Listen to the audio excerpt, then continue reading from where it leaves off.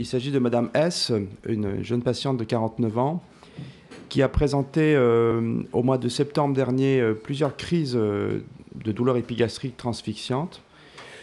À l'époque, il n'y a pas eu de gros bilan qui a été réalisé.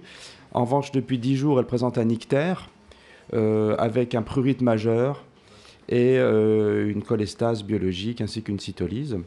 L'échographie abdominale a montré une dilatation de la voie biliaire principale et des voies biliaires intrahépatiques, et le scanner a mis en évidence un nodule de la tête du pancréas d'environ 2 cm avec un retentissement biliaire et des angiomes au niveau du foie, mais sans autre anomalie au niveau du scanner.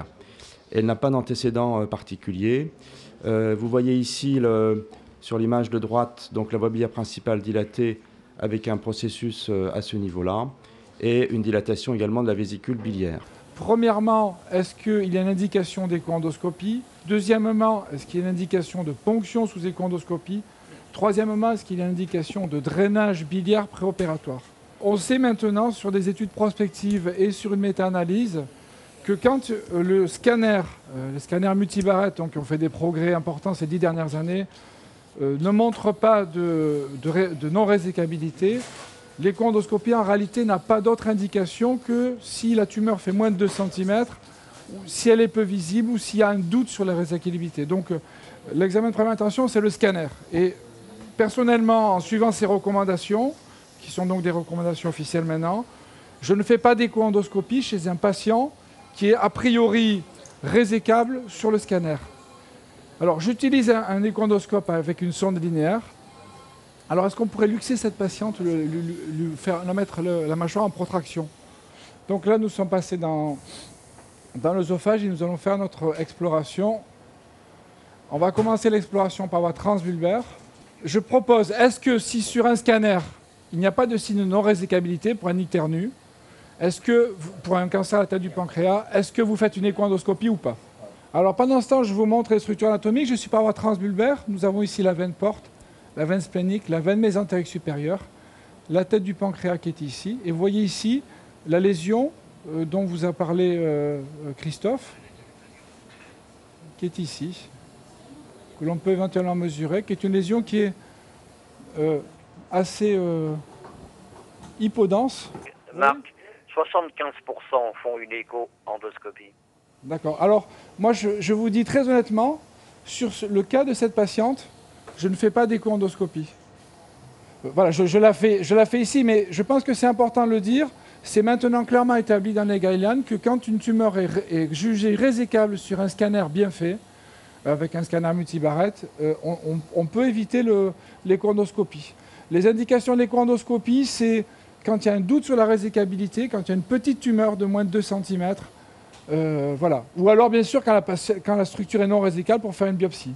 Donc maintenant, je vous ai montré la lésion tumorale. Je vous montre la voie biliaire qui vient donc s'arrêter avec un petit épaississement de paroi ici, au contact ici de cette tumeur pancréatique. Vous voyez, avec l'extrémité, on peut zoomer peut-être, je ne sais pas comment mettre le zoom.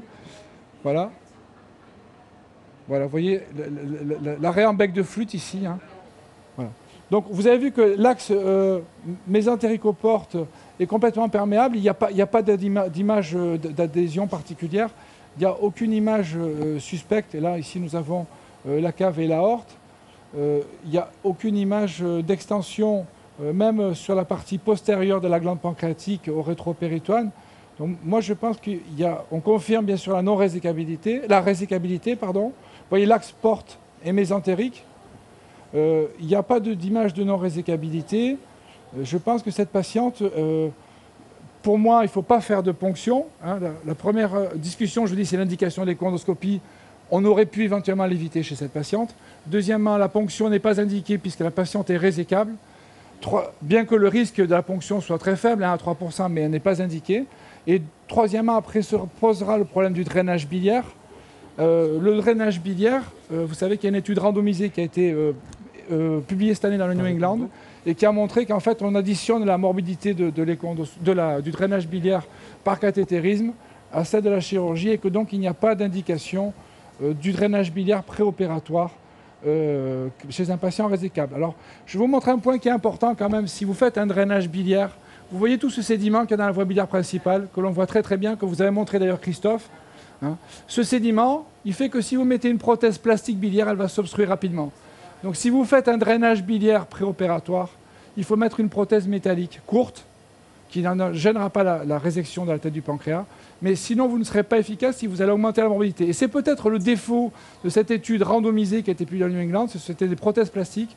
Et s'il y a des prothèses à utiliser pour un drainage préopératoire, ce sont des prothèses métalliques de courte longueur qui ne bloquent pas après une chirurgie ultérieure.